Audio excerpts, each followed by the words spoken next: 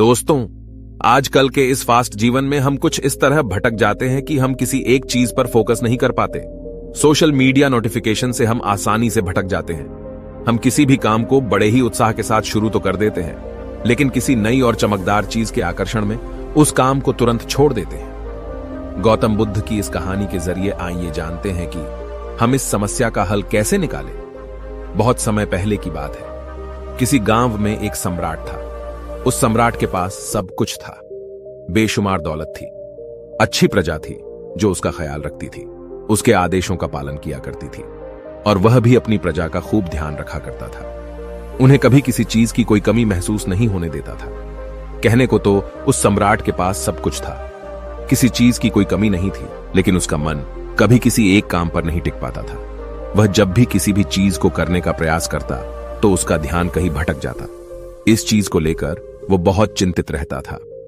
कई बार वो अपने पड़ोसी राज्य के राजाओं से भी मिला था और सभी ने उसे अलग अलग राय दी थी। सभी ने उसे अलग अलग तरीके बताए थे। जो भी तरीके उस सम्राट ने सुने थे, उन तरीकों को अपने जीवन में उतारा, लेकिन उन उपायों से उसे कोई लाभ न मिला, जिस कारण वो हमेशा चिंतित रहता, परेशान रहता। कई बार तो रातों को उसे नींद भी नहीं आती और वह केवल करवटें बदलता रहता। एक दिन सम्राट के कानों तक एक बात पहुंची कि उसके राज्य में एक ऐसा असाधारण व्यक्ति है जिसके शब्द अनमोल हैं, जिसके एक एक शब्द में जीवन का रहस्य छुपा है, जीवन का सत्य छुपा है। और उस व्यक्ति से मिलने के लिए लोग दूर दूर से आते हैं, क्योंकि हर व्यक्ति की समस्या का समाधान वह बड़ी ही सरलता और आसानी से करता है। यह बात सुनकर सम्राट बहुत प्रसन्न हुआ। उसे लगा कि अब उसके सवालों का जवाब उसे मिल जाएगा। इतनी तारीफ सुनकर सम्राट ने यह तय किया कि वह तुरंत ही जाकर उस व्यक्ति से मिलेंगे और उसे यह भी पता चल जाएगा कि जो लोग उनकी इतनी तारीफ कर रहे हैं, क्या वह सच है या नहीं। अगले दिन सुबह सुबह वह सम्राट उस व्यक्ति से मिलने के लिए निकल पड़ा। रास्ता थोड़ा सा लंबा था, जिस कारण सम्राट ने बीच रास्ते में थोड़ा सा आराम किया। वहां पर उपस्थित हर कोई उस व्यक्ति के बारे में जानता था। जब सम्राट ने उनसे उस व्यक्ति के बारे में पूछा तो वे लोग उस असाधारण व्यक्ति की खूब तारीफ कर रहे थे। तभी सम्राट ने सोचा कि लगता है यह व्यक्ति बहुत बुद्धिमान है, बहुत पढ़ा लिखा होगा और प्रभावशाली व्यक्ति होगा, अन्यथा हर कोई उसकी इतनी तारीफ नहीं करता। जरूर ही उस व्यक्ति में ऐसी कोई बात अवश्य है जिसके कारण हर कोई उन्हें जानता है और उनकी तारीफ कर रहा है। उस व्यक्ति की तारीफ सुनकर सम्राट के मन में उस व्यक्ति से मिलने की उत्सुकता और बढ़ गई। अब वह सम्राट जल्द से जल्द उस व्यक्ति से मिलना चाहता था, जिस कारण वह आगे का सफर तय करना शुरू कर देता है। जैसे तैसे वह सम्राट उस व्यक्ति के आश्रम पहुंचा, पर आश्रम में उसे कोई नजर नहीं आया। आश्रम के पीछे एक छोटा सा बगीचा था। जब सम्राट वहां पहुंचा तो उसने देखा कि एक माली बगीचे में काम कर रहा था। उसका पूरा शरीर मिट्टी से लथपथ था, पैरों में कोई चप्पल नहीं थी। इसको देखकर सम्राट ने माली से कहा, सुनिए महोदय, इस आश्रम के मालिक कहां हैं? मैं उनसे मिलने आया हूं। इस पर वह माली जवाब देते हुए कहता है, श्रीमान, आप अंदर बैठिए, मैं उन्हें बुलाता हूं, वह जल्द ही आपसे मिलेंगे। माली की यह बात सुनकर सम्राट अंदर कुटिया में जाकर बैठ गया और उस असाधारण व्यक्ति के आने का इंतजार करने लगा। कुछ देर प्रतीक्षा करने के बाद जब असाधारण व्यक्ति उस सम्राट के सामने पहुंचा, उसने देखा कि यह तो वही व्यक्ति है जो बगीचे में काम कर रहा था। सम्राट ने उन्हें नमस्कार किया और बड़ी हैरानी से कहा, अरे, आप तो वही माली हैं जो बाहर बगीचे में काम कर रहे थे। लेकिन अब की बार तो माली एक बौद्ध भिक्षु के रूप में खड़ा था। तभी बौद्ध भिक्षु उस सम्राट से कहते हैं, सम्राट, मेरा मजाक माफ कीजिए। मैं बगीचे में छोटा सा काम कर रहा था। मैं ही यहां का माली हूं और मैं ही वह असाधारण व्यक्ति हूं जिससे आप यहां इतनी दूर मिलने आए हैं। कृपया करके अपने आने का कारण बताएं। इस पर सम्राट उन बौद्ध भिक्षुओं से कहता है, हे महाराज, मैंने सुना है कि आप जैसा व्यक्ति इस पूरे राज्य में नहीं है। मैंने आपकी तारीफें सुनी है। मैंने आपके बारे में कई सारी अच्छी बातें सुनी हैं। मैंने यह भी सुना है कि आपके पास जो भी अपनी समस्या लेकर आता है, उसकी समस्या का समाधान आप अवश्य करते हैं। इसी कारणवश मैं आज आपसे यहां पर मिलने आया हूं और मैं आपसे उपदेश सुनना चाहता हूं, लेकिन मेरे मन में एक शंका है। इस पर बौद्ध भिक्षु सम्राट से कहते हैं, कैसी शंका? इस पर सम्राट कहता है, मैंने बड़े बड़े विद्वानों को देखा है, बड़े बड़े ज्ञानियों को देखा है। वे जब भी चलते हैं तो उनके पास तरह तरह की ज्ञान की किताबें होती हैं। उनके पास ऐसा कोई ना कोई संकेत जरूर नजर आता है जिससे यह पता चल सकता है कि वे लोग ज्ञानी हैं। लेकिन आपके पास तो न कोई ज्ञान की किताबें हैं और न ही कोई ऐसी कला के संकेत आप में नजर आ रहे हैं, लेकिन उसके बावजूद आप बहुत शांत नजर आ रहे हैं। क्या आप मुझे इसका रहस्य बता सकते हैं? इस पर बौद्ध भिक्षु मुस्कुराने लगे और सम्राट से कहते हैं, मेरा ज्ञान तो इस संस्कार में प्रकृति के रूप में हर जगह है। मैं अपना ज्ञान जीवन की सरल और साधारण वस्तुओं से ही लेता हूं। पर महाराज, आप यहां किस समस्या को लेकर परेशान हैं? कृपया आप मुझे आपके यहां आने का कारण समझाएं। इस पर सम्राट कहते हैं, हे गुरुवर, मेरे यहां आने का कारण यह है कि मैं किसी भी काम को लेकर लंबे समय तक उसी कार्य पर अपना ध्यान नहीं लगा पाता। मैं कुछ ही देर में उस कार्य से भटक जाता हूं। कृपया कर मुझे अपने इस समस्या का समाधान बताएं। मैं इस बात से काफी चिंतित हूं। बौद्ध भिक्षु ने सम्राट की चिंता को समझकर कहा, महाराज, आपकी समस्या मुझे समझ आ गई है। आप जिस कार्य पर ध्यान नहीं लगा पा रहे हैं, उसके लिए मैं आपको एक उपाय बता सकता हूं, लेकिन आज आपको थोड़ी देर हो चुकी है। आप मुझे कल सुबह मिलिएगा। कल सुबह का समय ठीक रहेगा। कल सुबह जब आप मुझसे मिलेंगे तो मैं आपके सभी सवालों का जवाब आपको दे दूंगा। यह कहकर बौद्ध भिक्षु वापस अपने बगीचे में लौट गए और वह सम्राट भी वापस अपने महल लौट गया।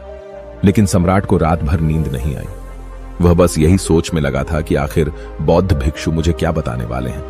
वह तो मुझे एक साधारण से माली नजर आ रहे हैं, लेकिन जिस तरह से उनका मन शांत था, जिस तरह से वह शांत नजर आ रहे थे, यह बहुत आश्चर्य करने वाली बात है। रात भर सम्राट इन्हीं ख्यालों में खोया रहा। अगले दिन सुबह सूरज निकलने से ठीक पहले सम्राट उस आश्रम पर वापस पहुंचा। वहां पर बौद्ध भिक्षु पहले से ही उपस्थित थे। जैसे ही सम्राट वहां पहुंचा, उन बौद्ध भिक्षु ने एक पानी का छोटा सा जग उस सम्राट के हाथ में थमाते हुए कहते हैं, इसे लीजिए और पौधों पर धीरे धीरे पानी डालिए। और ऐसा करते करते यह आपके सामने पूरे 15 पौधे हैं। इन सभी पर आपको इसी प्रकार पानी डालते चले जाना है। लेकिन जब आप इस क्रिया को कर रहे होंगे तो उस वक्त मेरी एक बात का अवश्य ध्यान रखिएगा कि आपको इस दौरान कुछ और नहीं करना है, ना कुछ सोचना है और ना ही कहीं आपका ध्यान भटकना चाहिए।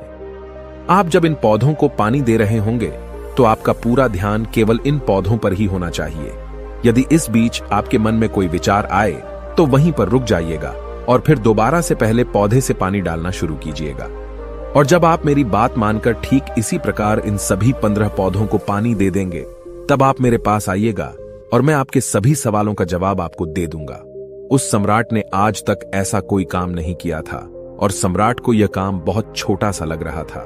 सम्राट पहली बार ऐसा कोई काम करने जा रहा था। उस पानी के जग से पहले पौधे पर बड़ी ध्यानपूर्वक पानी दिया और फिर दूसरे पौधे की ओर आगे बढ़ा। दूसरे पौधे पर भी उसने बड़े ध्यानपूर्वक पानी दिया।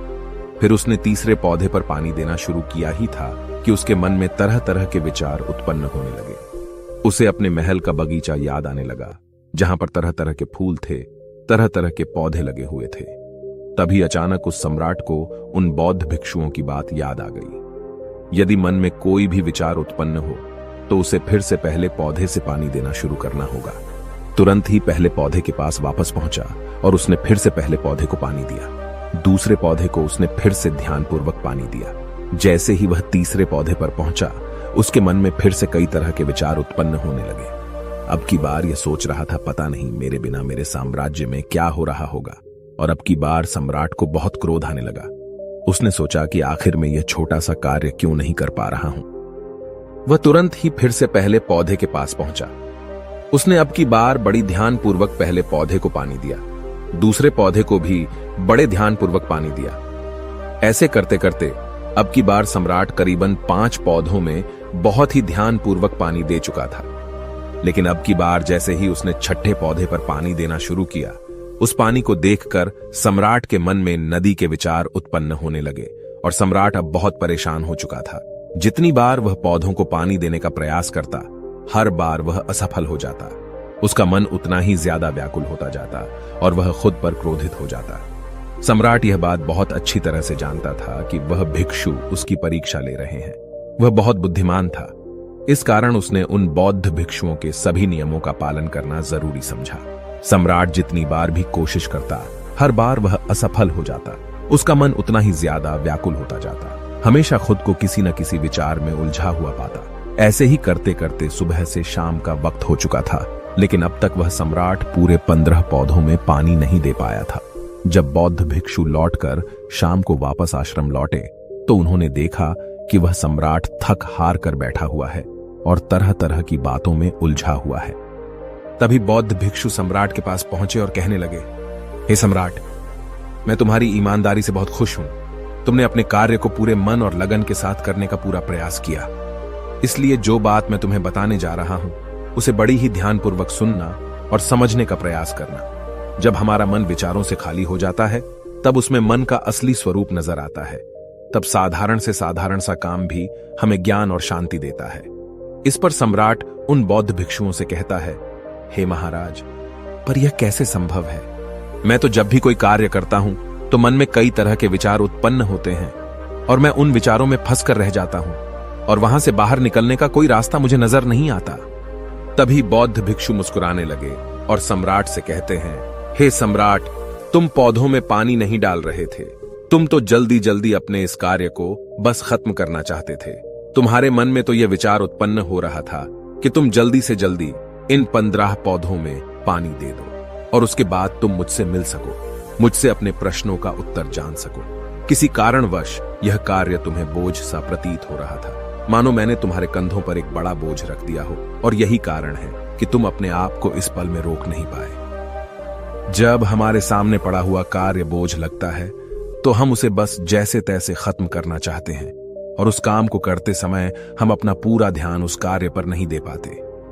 किंतु अगर तुम इस पल की महत्व को समझ पाते, इसके महत्व को महत्व दे पाते और केवल पौधों और पानी पर ध्यान देते तो तुम्हें कोई भी विचार परेशान नहीं कर पाते। इस पर सम्राट कहता है, हे महाराज, मुझे आपकी यह बात समझ में आ रही है कि मैं जल्दी जल्दी इस कार्य को खत्म करके आपसे मिलना चाहता था, जिस कारण मेरा मन इस कार्य में पूरी तरह से नहीं लग सका। लेकिन यह एक पल है जो हम जी रहे हैं, उस पल में रहना बहुत कठिन है। क्या मुझे इसके लिए कोई तपस्या या तप करना पड़ेगा? इस पर बौद्ध भिक्षु एक बार फिर मुस्कुराने लगे और सम्राट से कहते हैं, जिस शांत मन की तलाश तुम कर रहे हो वह शांत मन तो पहले से ही मौजूद है, वह तो पहले से ही तुम्हारे भीतर है। इसके लिए तुम्हें कहीं भी जाने की कोई आवश्यकता नहीं है और न ही तुम्हें कहीं शांत जगह जाने की आवश्यकता है। इसके लिए कुछ जरूरी है तो वह है अपनी सांसों पर ध्यान देना। इसलिए अपनी सांसों पर ध्यान देना सीखो। हम किस तरह से सांसें ले रहे हैं और किस तरह से छोड़ रहे हैं, इस बात को देखने और समझने का प्रयास करो। तब तुम्हें यह समझ में आ जाएगा कि तुम्हारा शांत मन तो तुम्हारी सांसों के साथ ही बना हुआ है। उसके बाद तुम चाहो तो कोई भी कार्य करते वक्त भी अपनी सांसों पर ध्यान दे सकते हो। जब तुम कहीं चल रहे हो, कहीं दौड़ रहे हो, कोई ऐसा कार्य कर रहे हो तो तुम्हें अपनी सांसों पर ध्यान देना चाहिए, या कोई भी ऐसी क्रिया जो तुम्हें वर्तमान से जोड़े रखे। इसका एक और तरीका है, 2-4 मिनट अपने आसपास के प्रकृति पर गौर करो। देखो कि क्या चल रहा है तुम्हारे आसपास। इससे तुम वर्तमान में आ जाओगे। फिर तुम अपने कार्य को जल्दी जल्दी बस यूं ही खत्म नहीं करके उसे पूरे मन से करने का प्रयास करो, जिससे तुम्हारा मन एकाग्र होगा। और जब तुम्हारा मन एकाग्र होगा तो तुम चाहे कोई भी कार्य क्यों ना करो, फिर चाहे वह छोटा हो या बड़ा, तुम्हारा मन उसमें पूरी तरह से विलीन हो जाएगा और वह कार्य ही तुम्हें शांति और ज्ञान भी प्रदान करेगा। ऐसे समय पर हमारे मन में किसी प्रकार के कोई विचार उत्पन्न नहीं हो पाते, और जब हम ऐसा करते हैं तो कर्ता और कर्म एक हो जाते हैं और हमारे भीतर की जो शांति है वह प्रकट होने लगती है। हम उसमें मग्न हो जाते हैं। इसे तुम चाहे तो आनंद कह सकते हो या फिर वर्तमान में जीना कह सकते हो, और यह अवस्था बड़ी सरलता से प्राप्त भी कर सकते हो। बस तुम्हें केवल अभ्यास करना होगा। बौद्ध भिक्षु सम्राट से कहते हैं, जो मन मुश्किलों में शांत रहता है, मुश्किलों से भागता नहीं है, केवल सचेत रहता है, वह मन हर परेशानी को पार कर सकता है, हर दुविधा से बाहर निकल सकता है। सम्राट को उन बौद्ध भिक्षुओं की यह सारी बातें समझ में आ चुकी थी। उसने उन बौद्ध भिक्षुओं को प्रणाम किया और वहां से वापस वह अपने राजमहल लौट आया। उसने अपनी सांसों पर ध्यान देना शुरू किया और धीरे धीरे इस निरंतर अभ्यास के कारण वह अपने हर कार्य को ध्यान और मन लगाकर किया करता था, जिससे उसे असीम शांति मिलती थी और वह छोटे छोटे कार्यों से भी बड़ा से बड़ा ज्ञान प्राप्त कर लेता था। इसलिए दोस्तों, कभी किसी कार्य को बोझ मानकर मत कीजिए। क्योंकि यदि आप उसे बोझ मानेंगे तो जल्दी जल्दी उसे आप अपने ऊपर से उतारने का प्रयास करेंगे, अर्थात उसे जल्दी जल्दी खत्म करने का प्रयास करेंगे। लेकिन इस प्रयास के दौरान आप जो भी कार्य करेंगे वह पूरे मन और लगन से नहीं हो पाएगा, और ऐसे में आप उस कार्य को जो अंजाम देना चाहते हैं, हो सकता है कि आप उसे अंजाम भी न दे सकें, और इसी कारणवश आपके मन में तनाव भी पैदा हो जाता है। हम चिंतित रहने लगते हैं, परेशान रहने लगते हैं, क्योंकि जो अंजाम हम उस कार्य को देना चाहते थे, अंजाम हम उस कार्य को न दे सकें। और हम में से अधिकांश लोग यही गलतियां करते हैं। जब उन्हें कोई कार्य सौंपा जाता है तो वह उस कार्य को करने का प्रयास तो करते हैं, लेकिन वह चाहते हैं कि वह कार्य कितनी जल्दी खत्म हो जाए, और वह उस कार्य को करते वक्त अपने आप को वहां नहीं रख पाते, बल्कि उनका मन तो कहीं और ही भटकता रहता है, जिससे हमारा मन हम पर हावी होने लगता है, हमें तरह तरह के विचार दिखाता है, और हम उन विचारों में डूबते चले जाते हैं, हम उन विचारों में फंसते चले जाते हैं, और फिर वहां से हमें निकलने का कोई रास्ता नजर नहीं आता, जिससे हमारे मन में तनाव पैदा होने लगता है। हम बहुत परेशान रहने लगते हैं, हम चाहकर भी किसी कार्य को नहीं कर पाते, और जो कार्य हमें वर्तमान की ओर ले जा सकता था, उस दरवाजे को हम खुद ही बंद कर देते हैं, क्योंकि वह कार्य हमें बोझ लगने लगता है। इसलिए जब भी आप कोई कार्य शुरू करना चाहते हैं तो उससे पहले अपना पूरा ध्यान अपनी सांसों पर केंद्रित करें, और फिर आप चाहें तो अपने काम के दौरान भी अपनी सांसों पर अपना ध्यान लगाए रख सकते हैं, और यही सांस का जो ध्यान है, यह आपके काम के ध्यान में परिवर्तित हो जाएगा, और इस कार्य में जो भी कठिनाइयां उत्पन्न हो रही हैं, उसे आप पल भर में सुलझा देंगे, फिर चाहे कैसी भी विपरीत परिस्थितियां आपके सामने क्यों ना आ जाए। आप उस कार्य को पूरे मन और लगन के साथ पूरा करके ही रहेंगे। दोस्तों, उम्मीद है कि आपने आज के इस वीडियो से जरूर कुछ न कुछ सीखा होगा, तो इस वीडियो को अपने दोस्तों के साथ शेयर करना ना भूलें।